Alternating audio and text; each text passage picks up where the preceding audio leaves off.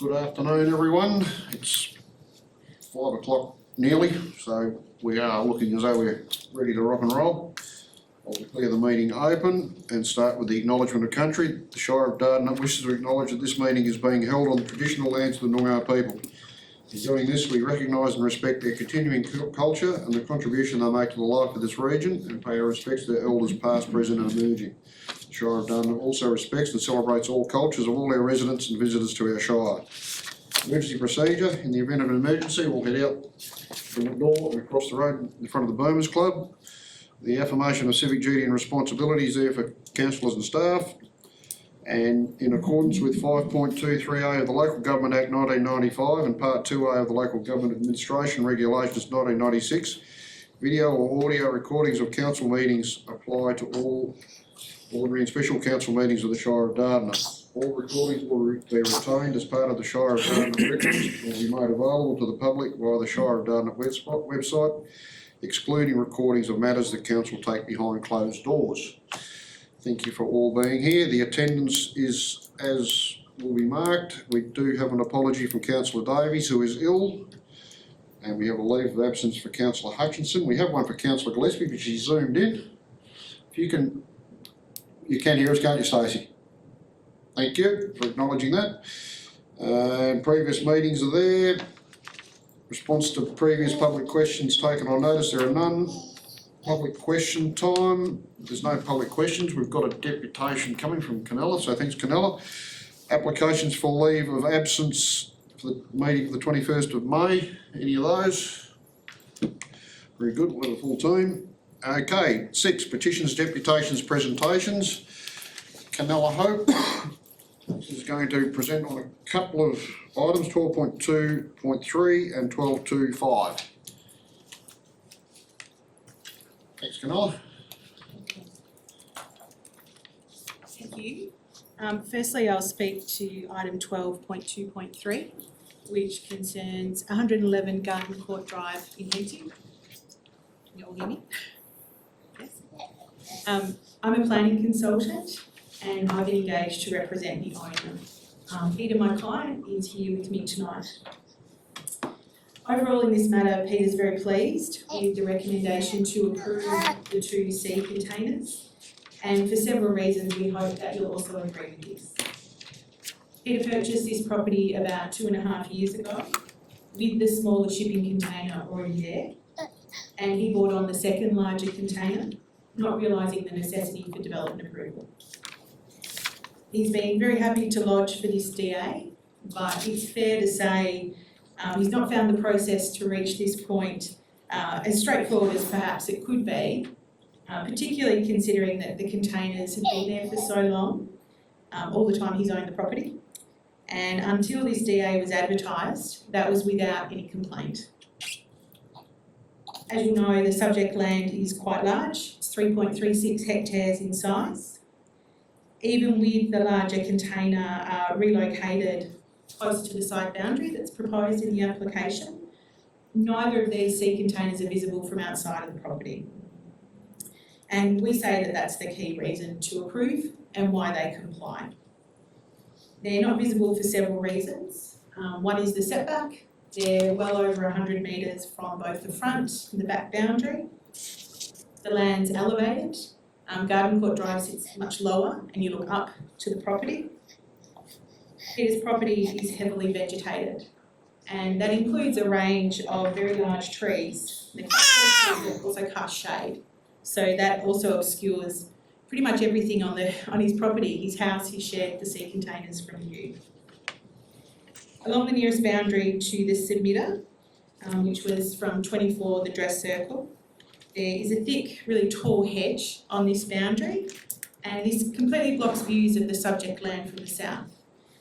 And I'm hoping all councillors were able to see the email that I sent yesterday with the photographs that actually showed along that boundary.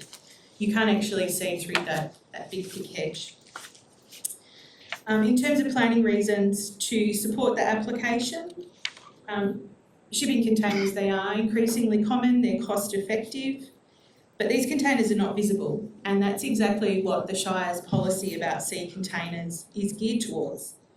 It's about minimising, if not eliminating, the visual impact of these storage structures, and that's achieved. Whilst the recommendation to support is welcomed, we would like to suggest some minor modifications to the conditions, just so they're workable and Peter can just get on with painting them. Condition 2 that's proposed requires a landscaping plan to be submitted, and if you've seen the photos, the privacy screen already exists. You can't really actually get much better than that. That's the landscaping outcome you ideally want. Further to that, we also suggest that conditions 3 and 4 could be rolled into the one condition. And I suggested some wording about that. Within 60 days of the date of the approval, both containers are to be painted and then specify the colour. That colour could be grey to match the existing shed, that's a Colorbond Wallaby or similar, or Colorbond Pale Eucalypt or Colorbond Cottage Green. In fact, he'd be happy for the Shire to specify the colour and he'll just get on and paint it. Doing this really just simplifies the conditions, can get on with it, and it short circuits the process, doesn't undermine it. In conclusion, there's logic and precedence for approving this application. The sea containers have existed for many years without complaint. They're behind a thick screen, they're set back, and they're not visible from outside the subject land. So thank you, that's the first one. Thanks, Canella. Just before you do move on to the next one, any councillors got any questions of Canella on that one? No, thanks for that. Next one. Okay, I'm also here representing the owners of the Little Explorers Childcare at the corner of Glen Huon Boulevard and Eaton Drive, and likewise they're also here with me tonight. This is an application that's made simply to amend Condition 8 of P141/18. This DA authorised a change of use originally from medical centre to childcare on the subject land, and the condition presently limits it to 50 children at any one time. The amendment to Condition 8 is to change that limitation, increase it by 33 kids to 83. The report and the recommendation before you are kind of written as if this is a brand new DA, which is not quite right, it's not. It's a request to amend one condition, and it's easily remedied.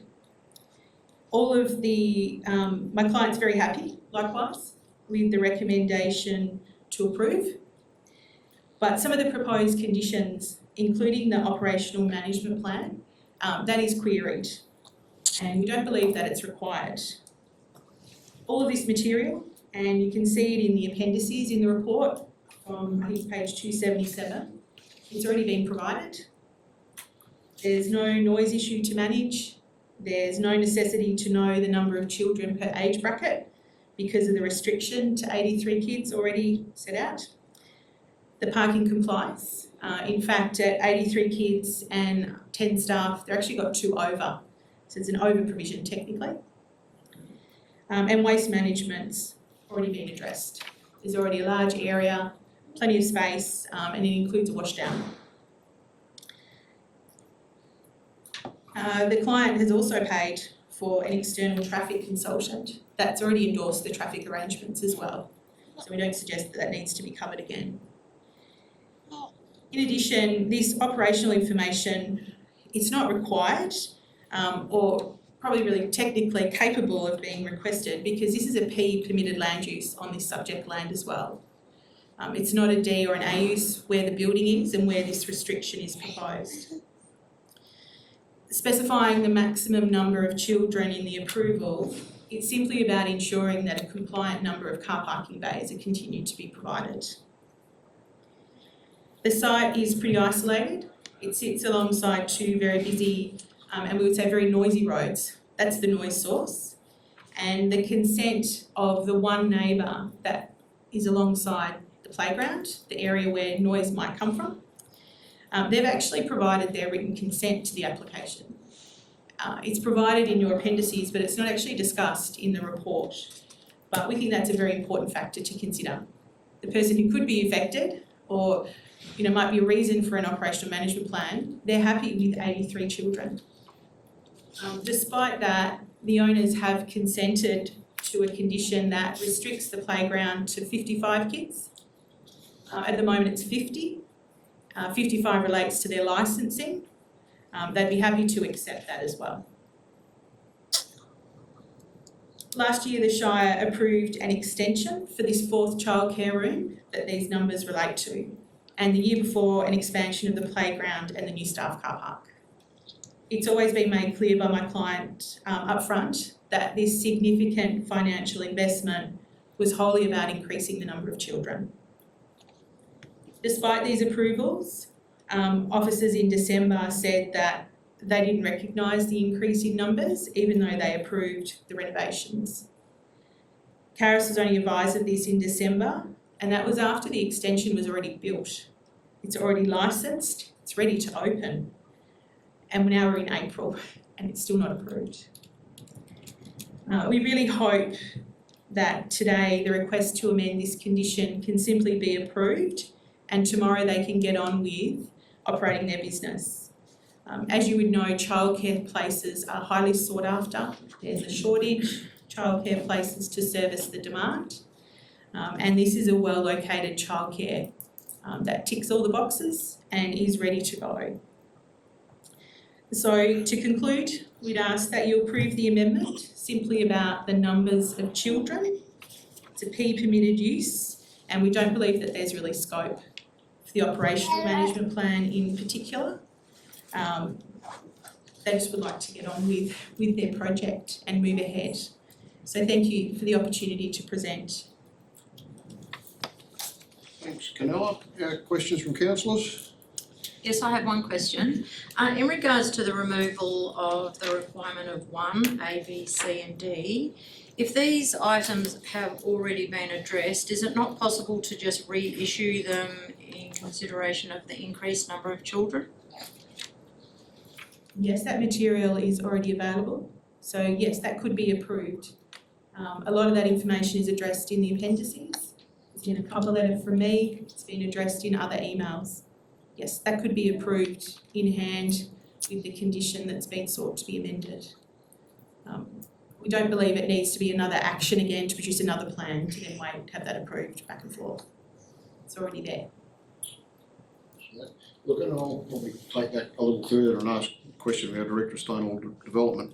Ashwin, the fact that it's in the resolution, or in the body of the resolution, does it have any strength if there is a requirement to adhere to on those 4 items later on, if we approve it without that management plan?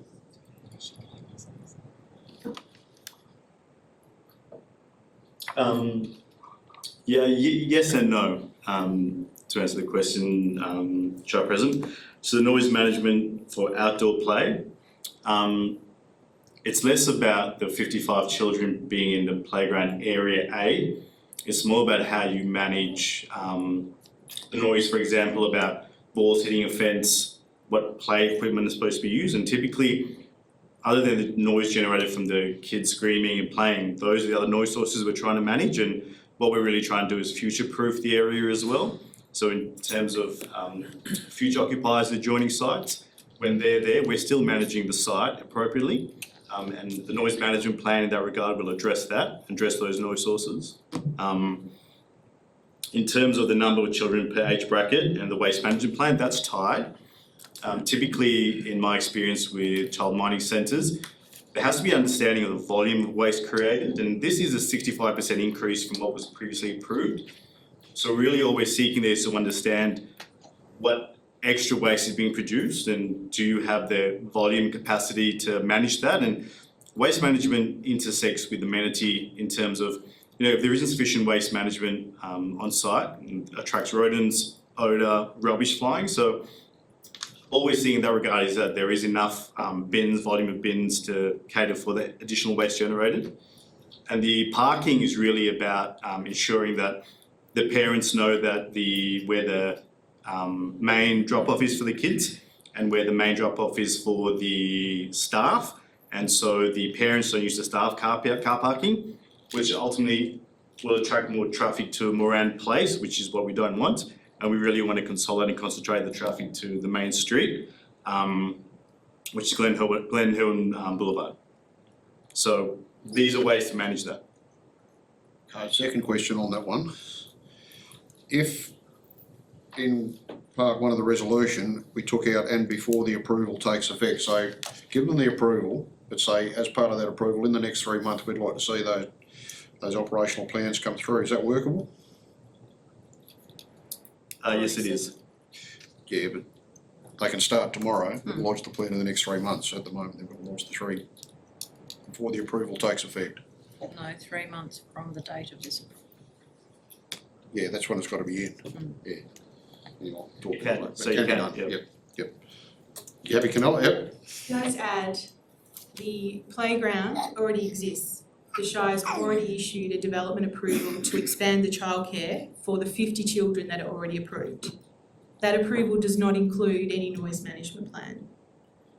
The neighbour who could be most affected has consented and he's there now. And yes, the property might change hands in the future, but someone will be buying it or leasing it knowing that it's next to the childcare. And the noise regulation requirements, they apply across the board regardless. Other than that, the staff car parking also, the Shire's issued an approval for that, for staff parking only. You can't actually get in the back there unless you're a staff member with the staff member code. So if a parent chose to drive there, they can't actually get in. They can only come through the front entry because it's a secure entry into the childcare. You have to come in that way and sign your child in. So whilst there's 7 bays dedicated at the back and there could be 10 staff, the main car park at the front has 2 extra bays. So it meets the 8 for parents. There could be staff that park there, but the one at the back is only for staff. They're the only ones that can come through. In terms of the waste, see on the aerial photo, the owners actually engaged the Shire to collect their waste. They've got a big courtyard off the side, well, relatively big, that's probably, I don't know, a quarter used of bins at the moment.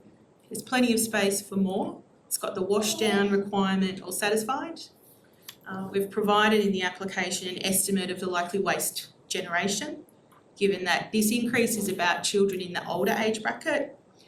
Childcare waste, a lot of it is the nappies from kids in the smaller rooms. Those numbers don't change. It's the numbers of the bigger kids that increase in this expansion. So that's an increase in food waste, largely. There's capacity in the existing bins, and if they prove not to be enough, they're able to arrange with the Shire for another bin. As you would appreciate, they're licensed through the state government as well. There's also health requirements when they serve food. So I don't think there's a risk of rodents. It's not in their interest to do that. They wouldn't have a licence. Councillor Gillespie. Thank you. Sorry, just takes me a while to find the unmarked mute button. Canella, question. Did you say previously that the extension had been approved already? Yes, that's right. The works they were approved in July of last year and they're built. They're finished. They're ready to go.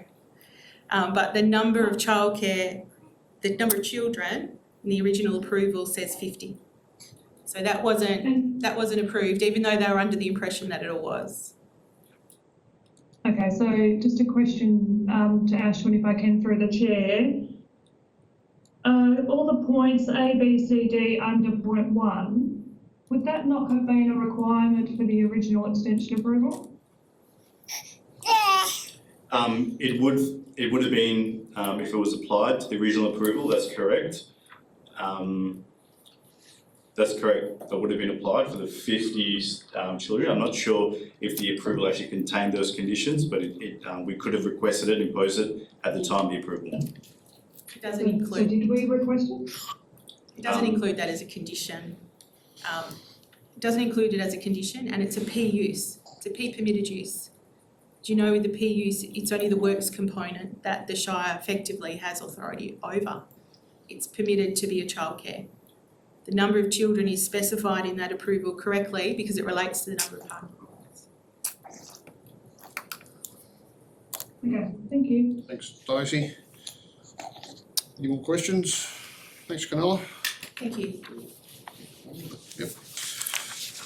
Okay, councillors, part 7, confirmation of minutes of the previous meeting. There is a change in resolution A. The confirmation of the minutes of the ordinary meeting from the 26th of March. They're noted. Can we do both these at the same time? We can do resolution A and resolution B at the same time. Councillor Janor moving, I'll second. councillor Lilly seconding. All those in favour? Yep, thanks Stacey. It's unanimous. 8, the announcements by presiding member without discussion. My report's there. Announcement 9, announcement of matters for which the meeting may be closed. We will go behind closed doors towards the end of the meeting. Questions by members of which due notice has been given, there are none. Declarations of interest. I will make a note here now that there is a big list, but we will withdraw the item regards banking with the Commonwealth Bank, just due to the nature of, there's a lot of declarations of interest on that one, so I will not mention them now. But we do have, Councillor Lilly has declared an impartiality interest on item 12.2.2, the RDAP development application for landfill waste cells, as she was a member of the VAG board. Director of Corporate and Governance, Mrs Natalie Hopkins, has declared an impartiality interest in item 12.4.1, the Enterprise Resource Planning Software Replacement Program quarterly update, as she is a member of the Within User Group.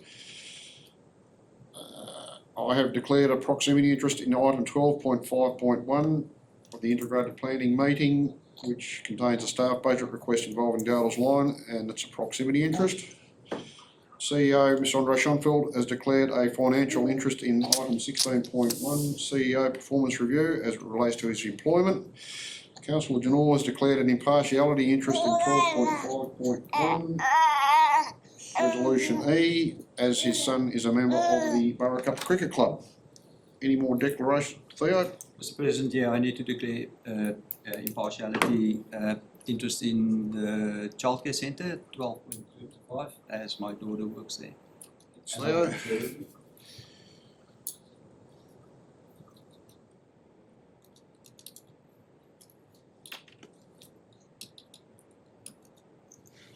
Stacey? Oh, yeah, sorry, I haven't got yours. Yeah, I've got yours, sorry, that was on another piece of paper. Councillor Yeah, well, Gillespie. thank you. Councillor Gillespie's declared an impartiality interest in item 12.3.2, sea containers on Watson Reserve, proposal for coastal rowing. Councillor Gillespie's partaken in some of their programs, so thanks for declaring that. It's the same as Tony for the Burra Cup Cricket Club. Thanks, Councillor Manoni. You got all them, Jolene? Excellent. We'll move on to 12. 12.2.1, the communications infrastructure telecommunication tower for 1215 Clifton Road, Waterloo. Page 8 is the officer recommended resolution. Yeah, I'll move it. Councillor Lilly's moving, Councillor Webster seconding. Any discussion required? No. No. We'll put that to the vote. All those in favour? Yep, it's unanimous. 6 councillors.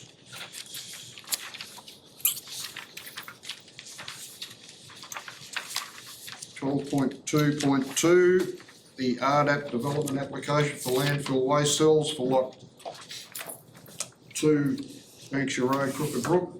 The reconsideration request for the State Administrative Tribunal. I'd like to move A with an amendment. Okay, Mr. President, I'm standing orders, you need to declare the. I've got to declare the impartiality, sorry. Standing orders, the declaration of interest, Councillor Lilly's made a declaration of impartiality interest in this item. It was previously mentioned. Yeah, so I'd like to go with the officer's recommended resolution A. However, with the amendment to 1A2, amending condition 4 to delete the second sentence which reads, internal circulation of all vehicles must not encroach on the 20-metre landscape boundary interface of the property.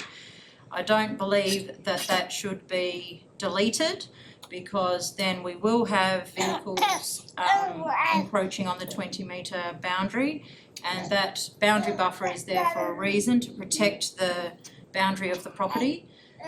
Only recently, well, in the last 5 years, we've had an issue with Cleanaway with their windrow, which was built to the very boundary of the southern boundary, which caused extensive erosion to the southern boundary to the depths of 2 metres because they utilised and went beyond the buffer zone. I believe that if we allow them to remove this, then they will. I'll just get you to hold, because you've moved the motion, Oh, but we're okay. probably getting into debate, we haven't got a second here. Can you just run that amendment past me again, please? So the amending condition 4 to delete the second sentence. Amending the condition 4 to delete the second sentence, I do not want that deleted. Amendment 2, part 2, Yeah, 1A2. A2, see. So they want to delete it, I don't want it deleted. Sort of, that'll do. Okay, got a seconder for that? Councillor Bell? Now you can Okay, pick up where you left off. alright, so I believe that we should be maintaining our buffer zones and our boundary interfaces to protect the edges of properties. We've seen in previous times with Cleanaway that they haven't done that, and it ended up, well, it resulted in the Department of Parks and Wildlife having to provide them with land to develop an appropriate stormwater construction along that site because they did breach it, they took their windrows right up to the boundary. So I believe it's important that we do keep that in there, that they do not encroach the 20 metres so that it's not eroded and that the properties are protected. Thanks, Councillor Lilly. Councillor Bell? I support Councillor Lilly's points there. They are surrounded and on top of an ecologically sensitive area. They've got a lot of natural bush that is surrounding them, and I think that that should be preserved and maintained as much as possible. Councillor Bell? Makes sense, that change. Through you, Mr. President, if I understand correctly, the resolution's been amended to have 1A. Roman numeral 1 will still be there. Yes? Roman numeral 2, that entire sentence will be removed, and number 3 will become 2. However, the second part of 2 is still okay. Access and egress from the site for all heavy haulage vehicles associated with the approved landfill cells and related works are restricted to using the sealed road north of Lot 2, Banksville Road. So that can remain. It's just the first part of 2. Keep the old bit. Keep it in that they're not to go onto the 20 metre boundary Buffer. interface.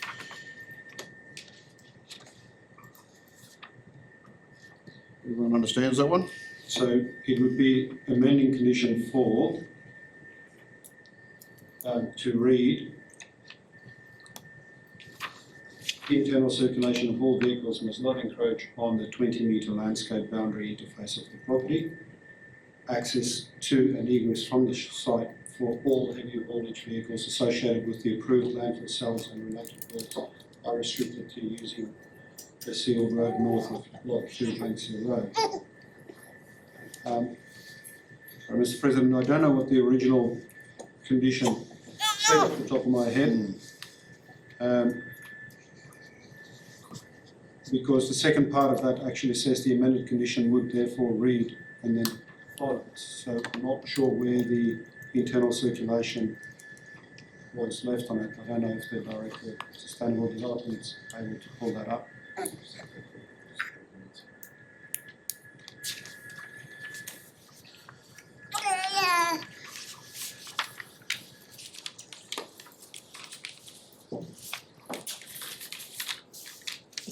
So the existing condition, show President, can I read the existing condition out?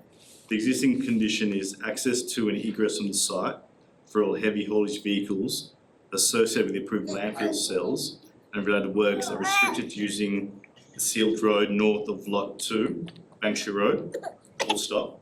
Internal circulation of all vehicles must not encroach on the 20-metre landscape boundary interface of the property.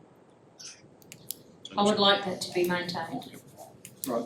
So my suggestion then is that you just simply remove number 2, or instead you substitute what was in the alternative and put that in as a additional resolution to explain why you're not supporting that amendment, if I can assist. So you want to move, you want to move 1A2 from resolution B into resolution A. Well, to give effect to what you were suggesting, my suggestion is a little bit more complex than that. It would be that Council 1 supports the officer responsible authority report and endorses the following recommendation with all those things excluding 2. Mhm. And then that Council 2 refuses to amend condition 4 to delete the second sentence which reads, and it continues on from there. So you make 2 resolutions, one which is supporting the RAR, but with that removed, and then 2 tell the JDAP or RDAP why you are not supporting the amendment condition. Yep, that's fine.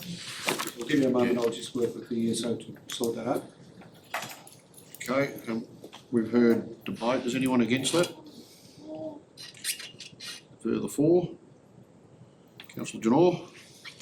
No, I'm for that as well, that amendment, I think with a facility like Leanaway, we need to maintain the buffers, we need to continually drive and push them to maintain compliance, and by just taking little bits at a time, extending their boundary, working in a buffer zone, which is then not a buffer zone, so they need to remain as a buffer zone. So, yeah, happy to support that amendment. Any further against? Further for? Yeah, look, I'll concur with that one. That's, that buffer was put there for a reason, and to try and make it an indoor roadway and give it a dual purpose may suit the proponent's purposes, but it's been put there for a reason as part of a previous decision, so it's one that I think council feels pretty strongly to retain. Or against? For? To close? No, I'm happy. Right, councillors, all clear? It's on the screen, it's on the screens. Abby. Okay, everyone's clear? We'll put the motion, all those in favour? Gillespie, yes, that's unanimous, thanks councillors. 12.2.3, the retrospective to sea containers outside a building envelope lot 24, lot number 111, Garden Court Drive, Henty, page 28. I have a question That's your question? to the Director of Sustainability. My question is, I understand that our sea container policy requires sea containers to be a minimum of 20 metres from a fence line. Why or how is it that we're allowing one of these sea containers to be only 10? Thank you for the question, the Chair. 10 metres is compliant with the setback requirements for that zone. The 10 metres minimum setback for that larger sea container is compliant. The policy ultimately restricts in this particular zone to one sea container, and ultimately the assessment was undertaken in terms of departing from the policy into the 2 containers, sea containers, and there's merits in departing from the policy. Thanks, Ashwin. Any more questions? Look, I'm happy to move that motion as it's been the opposite recommendation there, councillors. Councillor Bell seconding. Got a question, Councillor Gillespie? Yeah, hi, thanks. I did just want to query the need for the updated landscaping plans. It's on the videos, it is, the photos. It's very clear that there is quite a large vegetation and trees there anyway. So is 2 saying an updated landscaping amended plan? Because the word landscaping is not actually in there. It says plan. It's just asking for a plan to show vegetation to be retained in perpetuity.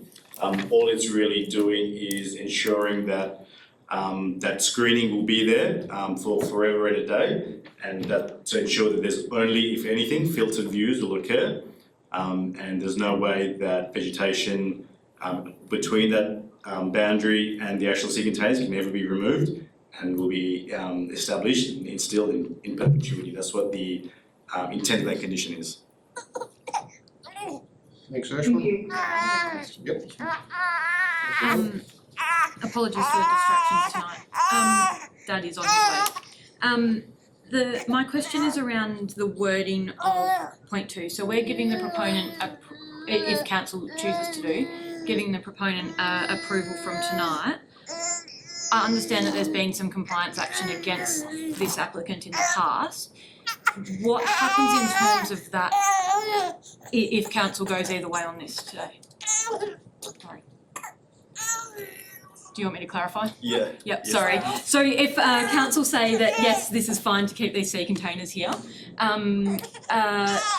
what happens with the notices that have been issued? Sure, well, thank you for the question. If this proposal is approved, the direction notice issued specifically for the sea containers, we will write a email to the tribunal and including the applicant and landowner saying the Shire firmly withdraws that direction notice, and that has that matter dealt with in relation to specifically the sea containers.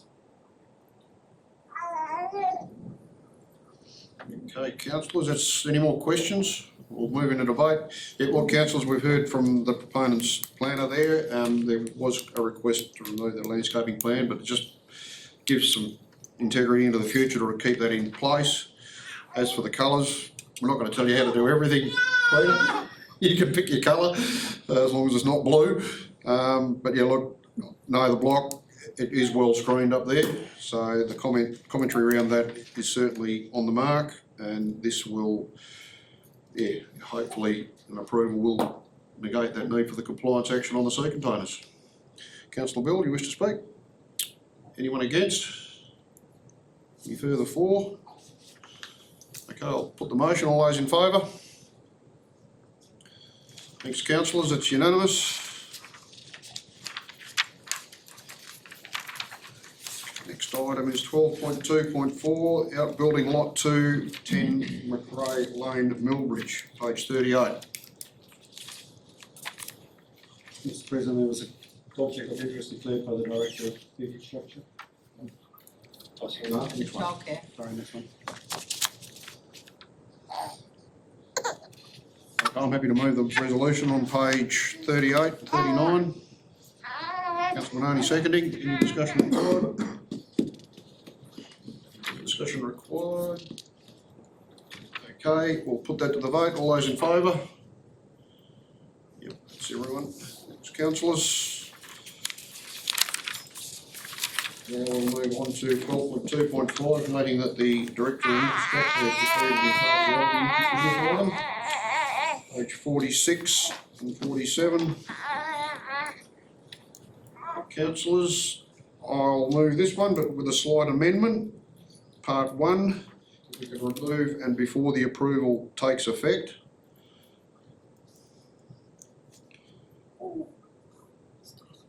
Yep. I'm moving that. Councillor Gillespie, you're seconding. Thanks, Councillor Gillespie. I just have a question. And it's around procedure, sorry, Ashton. Was the previous approval that was given, was that a purely works application, not a works and use? Is that where this misunderstanding has come from? Yeah, there's a distinction. So the previous more recent approvals were for works. Yep. And the planning framework distinguishes clearly between an application for works, an application for use, or an application that contains both. The previous applications were for works, but there's no way that the use could have been considered or the change in numbers because there is a condition restricting it. Where there's a condition that restricts it, you need to apply for a change to that separately or as part of the works. You could do it, but you expressly need to apply to amend that condition to increase the numbers from the 50 that was imposed when approval was granted for the Child Mining Centre some years ago. Thank you. Okay, councillors, no more questions? Okay, you'll debate, yeah, once again, we've heard from the proponent's planner. There was the request to take that operational management plan out, but I just think to go into the future, we just need some formalisation about potential impacts that may arise. that, if we've got a plan there, we know how to deal with them. They've got 3 months to lodge that, they can start with the extra numbers tomorrow, but they've got 3 months to lodge it, I don't think it's too onerous a document. And other than that, good luck with the venture and the bigger numbers, more kids, lucky. Who seconded that one, Councillor? Councillor Gillespie, you wish to speak? Yeah, just happy to support, especially with that wording taken out. I think the area is in desperate need of childcare facilities, and the proponent has just previously displayed, you know, they are managing with their waste and noise and all of that. So I think they're doing a fabulous job, and let's get childcare for more children. Thanks, Councillor Gillespie, Can I please see the wording that you've changed? just taking that out.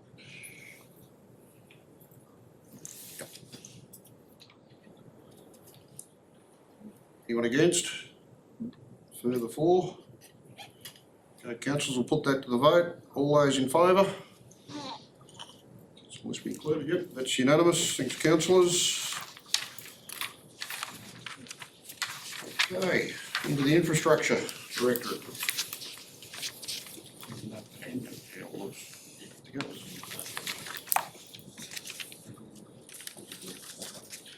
Thanks, Theo, for coming back in. That was passed with a minor amendment to the resolution that they can start tomorrow, but that's in the next 3 months. Okay, 12.3.1, Shire of Dardanup Library Admin and Community Building Report, page 55 and 56. Councillor Janore's moving. Councillor Maloney seconding. You wish to speak, Councillor Janore? No, straight through on it. Yep. Councillor Maloney? Anyone else? Okay, we'll put it to the vote. All those in favour? Councillors, that's unanimous. Thanks for your work on that one, Belinda. A lot of photos in that appendices.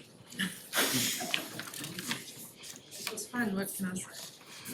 Okay, councillors, 12.3.2, the location of temporary sea containers on Watson Reserve.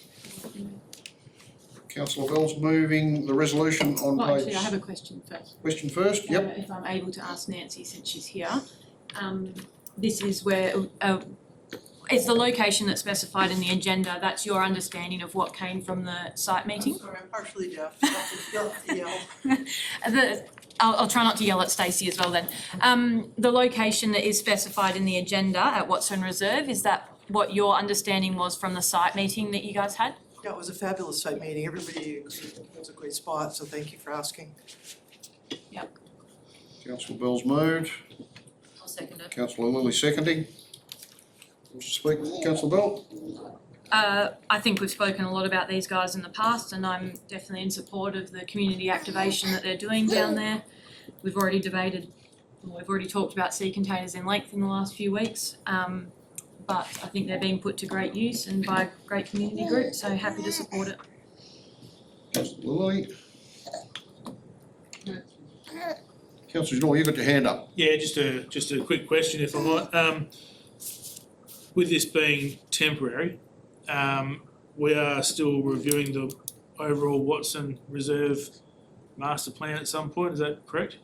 Not as part of this resolution. No, but like, as a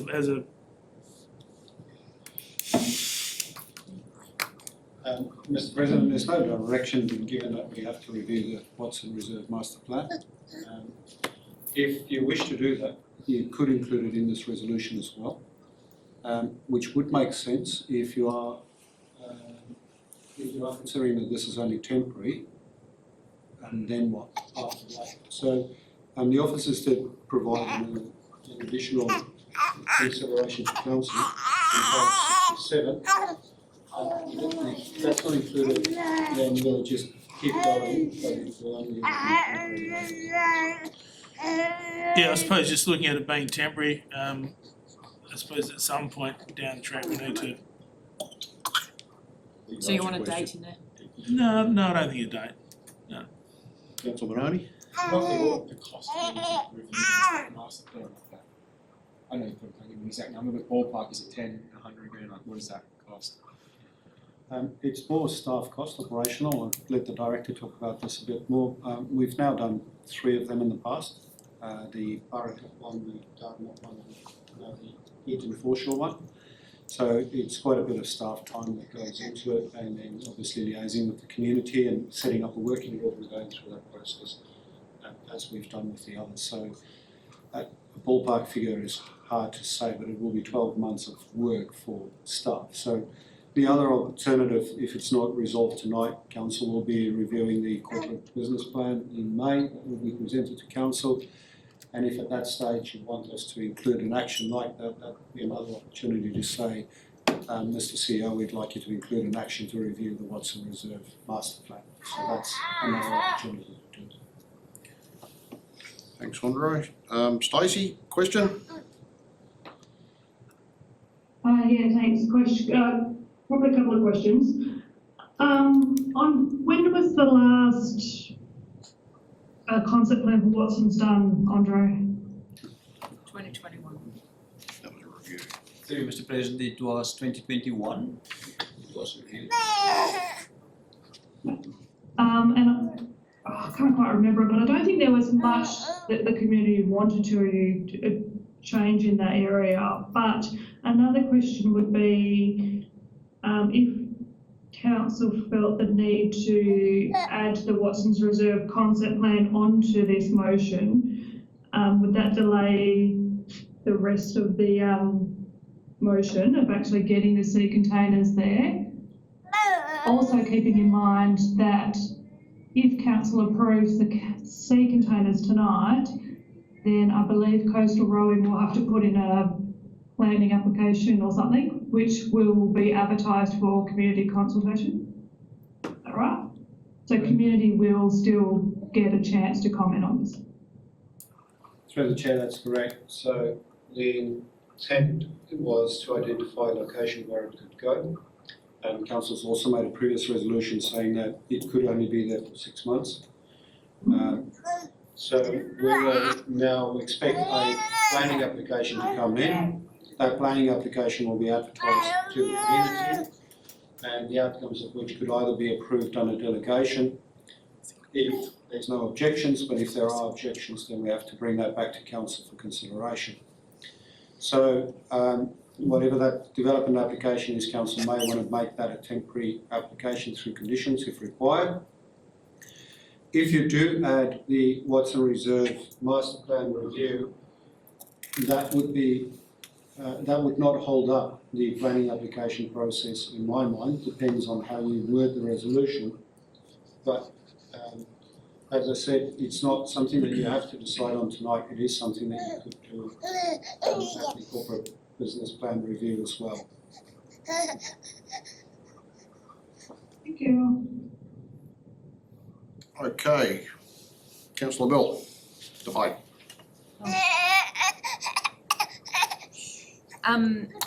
I think I've already said it. I'm happy for this to go ahead. I think maybe a working group in the future might be a good idea, but we're still going with the Eton working group, Eton Foreshore working group. I think get that done prior to going over there. Once we get this space activated with this group, it might actually change the direction that the Watson Reserve working group will go in a couple of years' time anyway. That's my thoughts.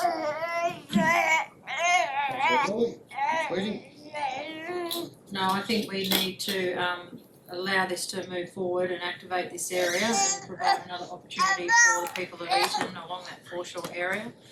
And we conduct a number of reviews biannually and 4 yearly, and I believe that can be scooped up in those periods of time.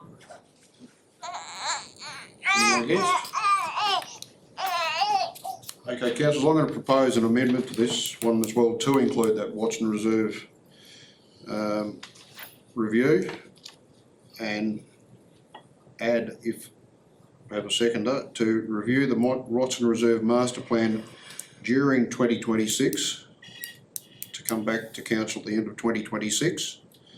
That will give us the time to see how this proposal and supporting the proposal, how the interaction goes. Well, I'm debating there. I've got a second just to get that review in the books. Councillor Manoni. So just while we deal with the amendment, as I just said, I'd like to see the review happen. Have a date set in mind for the end of 26. Get it happen. There's a few other things we've been talking about down at Watson Reserve, the bridge, and we'll just, by the middle of next year, we'll know what's going on down there. So I'd just like to see that master plan be worked on with a working group and see what comes up of it. Councillor Minardi? Sounds good. Happy with that? Anyone against that? Further for? Okay, councillors, we'll put the amendment to the vote. All those in favour?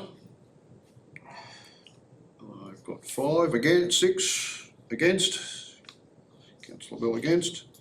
Okay, councillors, so the substantive motion now is the officer recommended resolution that's on page 63 with the addition of a review of the Watson Reserve Master Plan during 2026 to come back to council at the end of 26. Everyone's happy with that?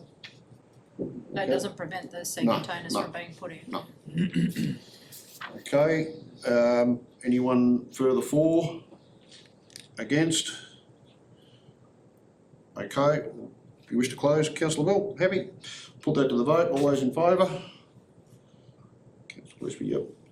So that's unanimous. Thanks, councillors.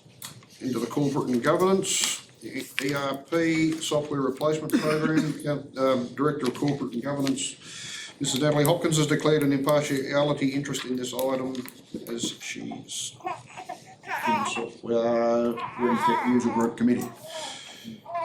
Resolution's on page 68. Councillor Janot to move, Councillor Lilly seconding. Any discussion required? No. Put that to the vote, all those in favour? Yep, that's everyone, that's councillors. 4.2, the quarterly corporate performance report, January to March 2025. Page 74. I'll remove that one. Councillor Gillespie seconding. Just quickly speaking on that, the market community scorecards in. It's a pretty good result. There are a few little, when you have a good read of it, there's a few areas there that have a bit of work to do, but on the whole, it's been a great result. So congratulations to all concerned in helping make that happen. Councillor Gillespie, you wish to speak? No, all good? Sorry, just to clarify though, are we recommending A and B? A and B, sorry, yep. Yep, no, Thanks for no that. to speak. Okay, anyone against? Okay, we'll put that to the vote. All those in favour? Yep, that's everyone, thank you. 12.4.3, clean the lawn. 12.4.4, page 84, the rating strategy. Okay, councillor, you've been working this last week, I'm happy to move that. Councillor Jamal seconding. As I said, we did the work on it, we've worked out what we need to do. That's all I can say. Councillor Jamal. In moving this motion, we need to communicate broadly to the community the potential revaluations and cents of the dollar so that everyone understands why rates go up, what the cents of the dollar means, and why we need to put funding into reserves. At some point, we need to, I suppose, patch up that deficit from the 4 years where the rates were low, and we're never going to do that unless we, as councillors, make that hard call to increase rates by this much. And it's there's not always good and easy decisions to make. These are some difficult decisions, but I think it's one we need to do to get the reserves back up and get us back on an even keel. I don't think there's any councillor that likes paying increased rates on their properties, but for the greater good of the Shire, I think we need to. So, happy to move that one forward. It's Councillor Jamal. I have a question. Yep. What has happened to the Eaton special area rate? Sorry, just through the chair. So the phasing out of the Eton specified area rate is still on track as a previous decision to phase that out. That is actually already incorporated into our long-term financial plan from last year. So the phase out of that is over a 4-year period incorporated into the strategy for the 4-year 7%, 666 following. Thank you. Snap. Anyone against? Further for? I was gonna speak against. Okay, I understand the deficit in the building reserves and why that's a problem. But I believe that we're a room full of very privileged people, and I think we're all really lucky to be privileged, and that's why many of us are able to be here as councillors or hire Shire staff. And there's a lot of people in our community who aren't privileged, and they are really struggling at the moment. So I think that we should be closer in line to the 5.1%. And if that means that we don't have award-winning buildings, we just have standard facilities, then I would be okay with that. Councillor Bell. Further for? Against? Councillor Webster. I just agree with what Councillor Bell said. Any further for? Against? Councillor Lilly. Yeah, I would prefer to propose a projected base rate of 6%. I fully understand that the 5.1 is probably a little bit low, and we have been low for some time and still been trying to get up. Over the last couple of years, we have built very expensive buildings, and why that happens in local government, I'm not really sure, and I think that we probably need to look at perhaps different styles of buildings to provide the services that we need in our communities. So I think we probably need to look at 6, a row of 6s, so 6 and then 6 for the next 4 years. Further for? Okay, councillors, I'll close. Just on replying to a couple of those comments, I'll start with the building. This building's actually been a remarkably cheap building in the way it was funded. The land transaction and the rate growth we'll get out of Mr Prosser is going to pay for this building. Other buildings, well, there's a community expectation to build those buildings, and we're going to see that when we deal with the next tender we've got to deal with. There's a community expectation for a facility, and it's going to cost more money, so the rate increase will need to do that. The discussion last week, we talked about the change in GRV. The GRV's gone up by 50% in our area in the last 3 years. So the rate of the dollar will actually come down, not go up. There is a cost of living crisis to some people in the area. That most of those are renters, I believe. What was the number? We had 20% renting in our shop. 19. Landlords have been picking up the extra 47%. They need to share that with us. The landlord pays the rates, not the renter. So it's our chance to recoup what we need to recoup. They had a bit of a holiday there a few years ago with a 0 and 3. Now's the time. The landowners that live in their own houses, their values have gone up as well. So we're actually dropping the dollar in the rate to not make it what it could be if you went in line with GRVs. So yes, we're still clawing back that 0 and 3%, and if we want to get our ratios in line into the future, we put a few extra things in the budget the other day that require extra funding that weren't there last year, so we will need a 7% next year, and then 6 going into the next 3 years of the corporate business plan and onwards. So with that, I'll put that to the vote. All those in favour? Against? 4-3. Okay. 4-3 lost, sorry. Yeah. Wouldn't have mattered now, actually, we have an absolute majority. Okay, councillors, have I got any alternative? Yes, I have an alternative. Yep. I would like to endorse, a projected base rate revenue increase of 6% for the 25-26 budget. Endorse a projected base rate revenue increase of 6, 6, 6 and 6 for the 4-year corporate business plan. And endorse a projected base rate revenue increase of 6 for the years 5 to 15 of the long-term financial plan. Thanks, councillor Lilly. Councillor Webster, you're seconding. You wish to speak? Yes, you're moving. You speak? Yeah, I just spoke. Okay. You've moved, that's it. Any debate? Councillor Webster, wish to speak? Yeah, I agree with that. I also just want to add that you brought up the point about people who own their own homes already and the fact that they're, you know, in a position that's pretty good.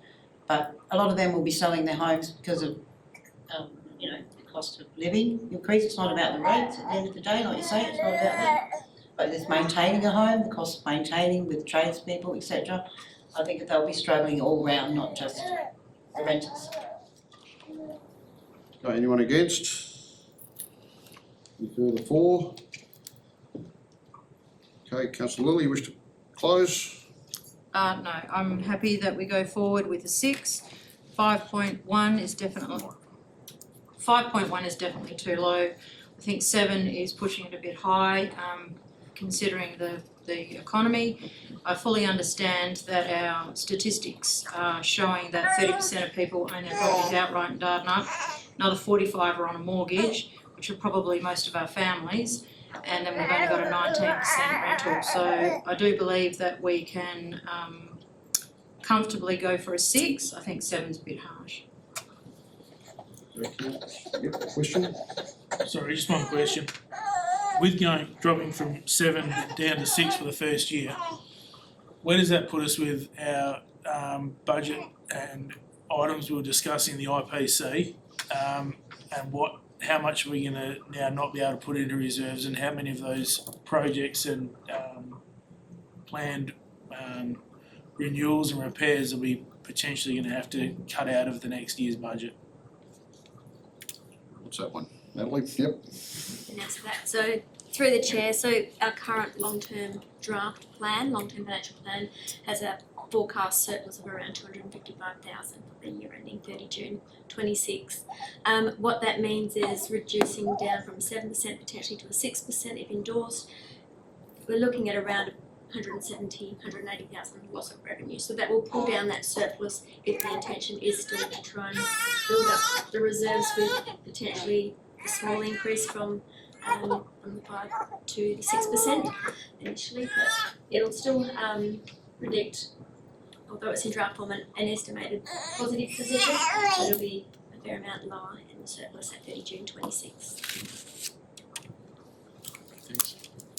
Thanks, Dave. Any more questions or debate required? We'll put that to the vote. All those in favour? Against?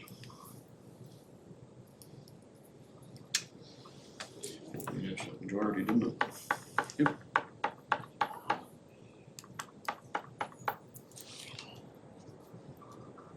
And we need to do it tonight, don't we? Okay. Can I say something? You can. So we are reducing it by 1% in the first year, which, like Natalie said, is about $170,000, which still means that we're staying in a surplus, and it still means that we at 6% will still meet all the requirements that we discussed the other night in the meeting. However, going forward, by increasing it from 5% for years 5 to 15 to 6, there'll be additional money flowing in through those years. So whilst this year we're going backwards by 170. It's only 5%.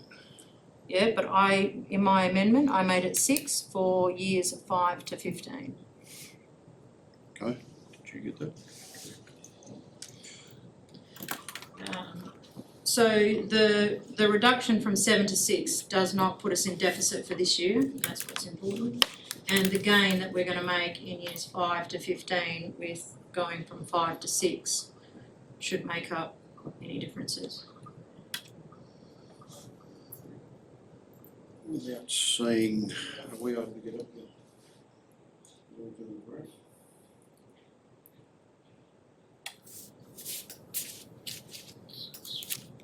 And that makes it possible to customer long-term financial plan. I was just, just through the chair, I was just putting in the numbers in the actual long-term plan as well. Yep, thanks Natalie. Stacey, you got a question?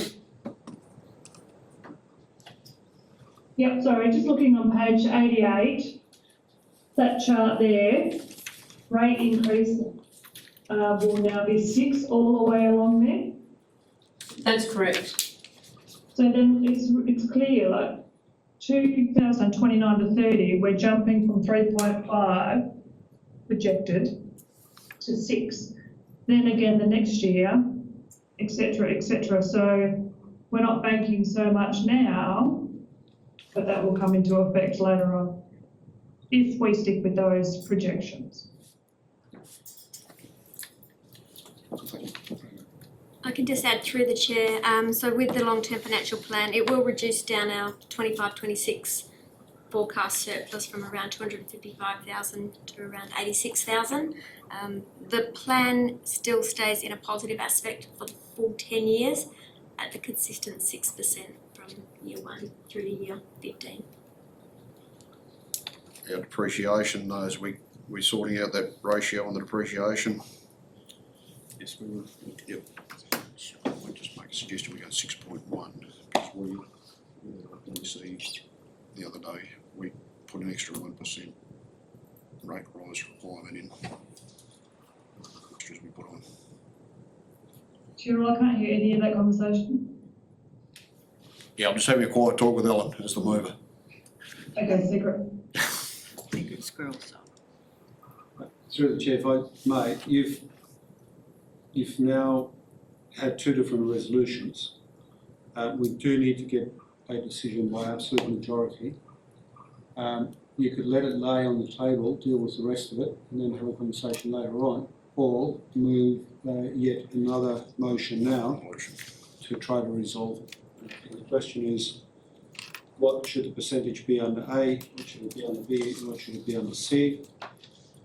And if you could just get that resolved, or you could defer, not defer, but suspend standing orders to sort that out now. What's the feel, people? Can I just ask a question? Cyril's just suggesting that in the IPC we suggested a 1% increase, so that would take it to 6.1. What does that do to year 1? Natalie? It'll be an extra 20 grand. 20,000. Yeah. Just be a small increase on the surplus from around 80 to possibly 100,000. Well, to stay in compliance with the decision that was made for 1%, I'm happy to go 6.1. B, 6.1 for the 4 years and 6.1 for the 5 years to 15. And I think we need to stabilise the interest rate, so then for people in a day-to-day budget, they can actually budget ahead and know that it's going to be a certain amount.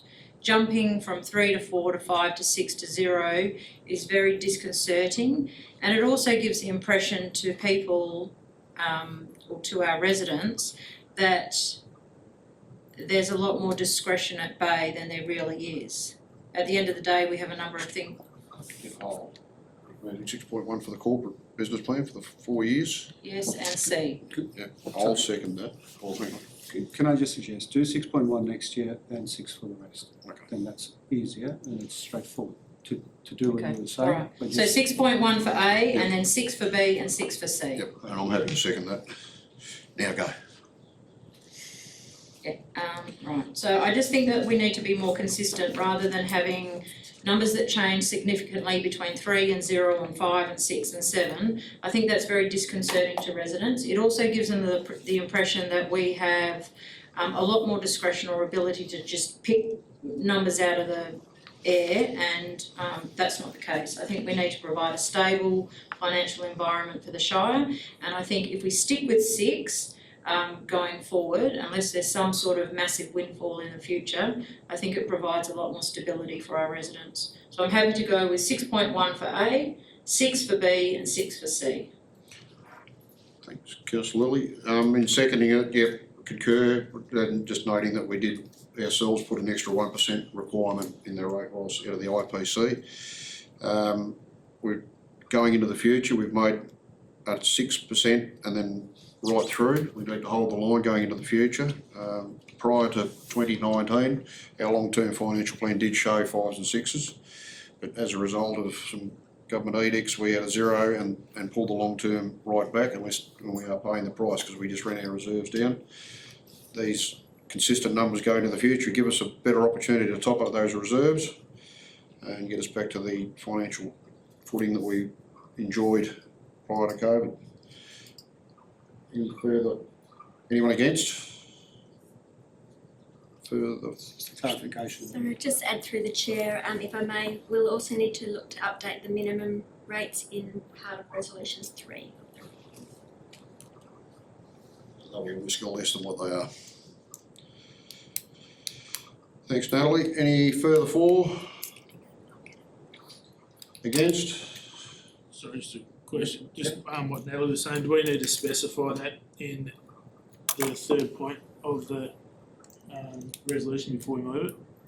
She'll have to work it out. We're getting it right now and we'll have it. Let's talk about the weather while we're waiting. I'll speak against while we're waiting.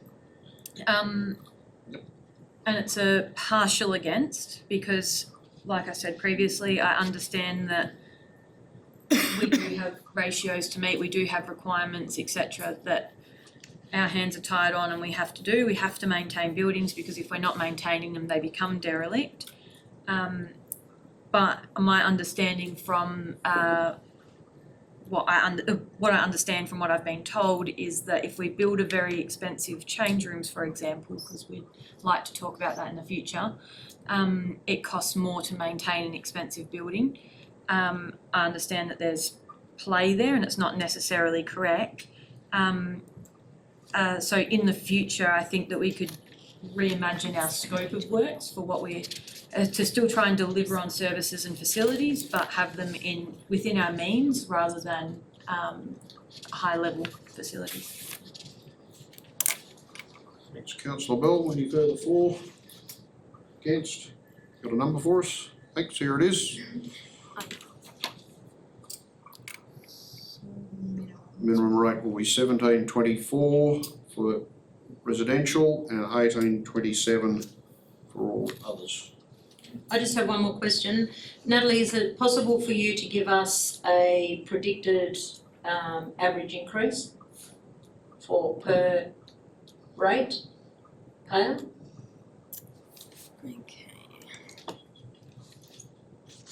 If I can through the chair, we haven't actually modelled the 6.1.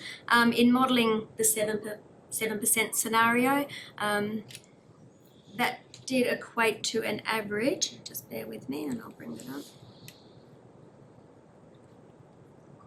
An average rate of around 2,215 for residentials. So what that means is an average increase of around $155 per year for a standard residential property. Thank you. Okay, councillors, we've had questions, we've had some debate. Any more required? Wish to close, councillor Lilly? No, that's fine. All good, we'll put that to the vote. All those in favour? Against?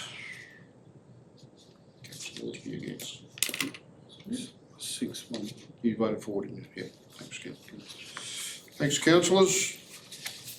We will get the communications around why that is what it is. Okay, page 97, monthly statement of financial activity. Councillor Webster's moving. I'm happy to move. Second. All those in favour? Unanimous. Thanks, councillors. The schedule of paid accounts on page 102. Councillor Dawes moving. Councillor Gillespie seconding. No discussion required. It's all happy. We'll put that to the vote. All those in favour? Yep, that's all. Thank you. Okay. The IPC meeting, we do them on the block, or do we do them on the block?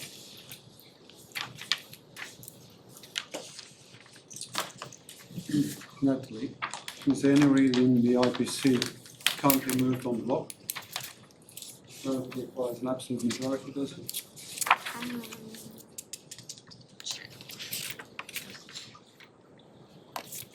Should be fine. Sorry, through the chair. It should be fine.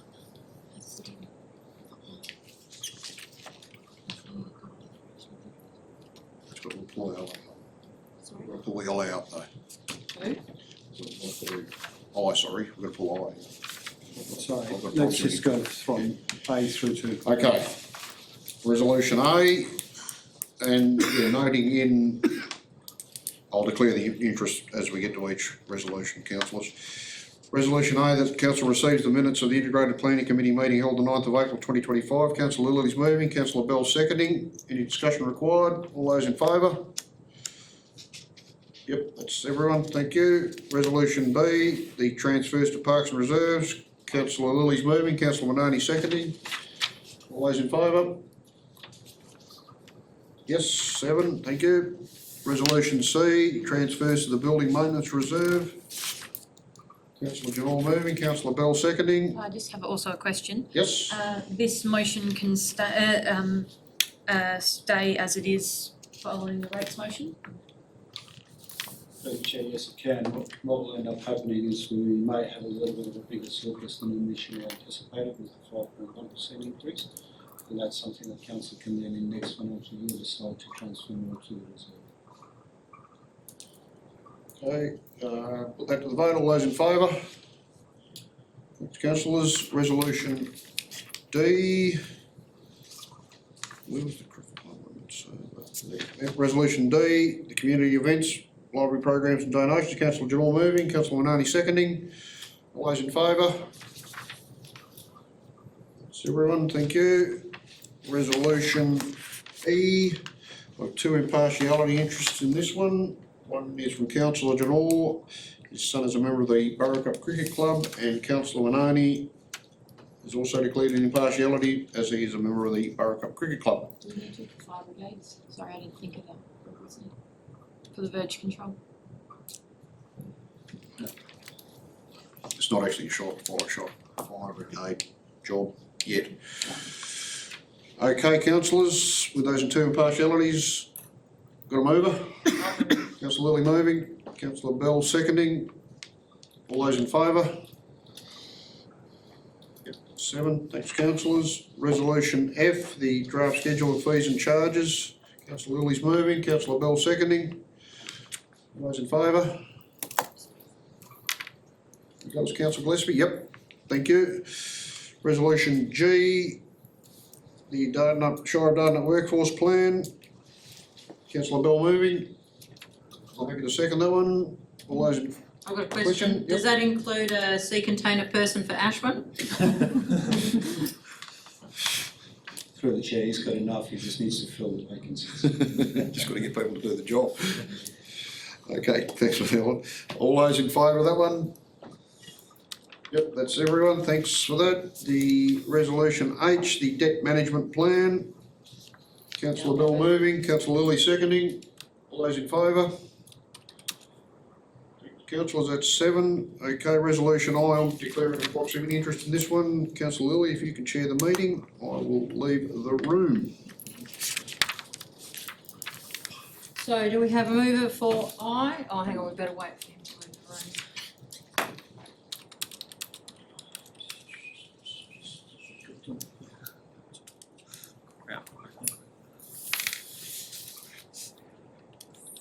So do we have someone to move?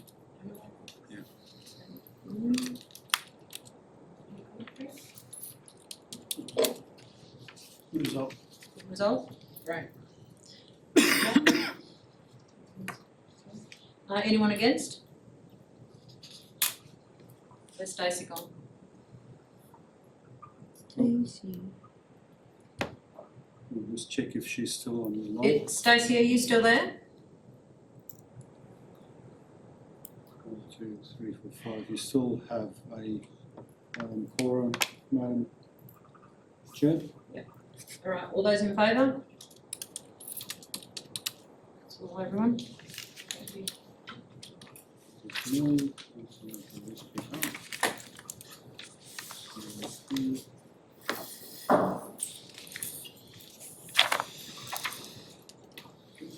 That was unanimous. Councillor Gillespie. Not sure what happened then. It's not blowing an aspirin, it's a good idea. Okay, thanks for that, Ellen. 13, elected member motions of which previous notice has been given, there are none. No new business of an urgent nature, no public question time, matters behind closed doors. We haven't got Stacey, we haven't, but we've got Stacey to move it though. I'll move that we go behind closed doors. Councillor Lilly seconding, all those in favour? 6, thanks councillors. Move it. That was Stacey's moved, Ellen Report me. seconded, all those in favour? That's unanimous, we are back from behind closed doors. Meeting is closed, the next meeting is on the 21st of May 2025 at 5 p.m. Thank you, everybody. Thank you, councillors, thank you, staff.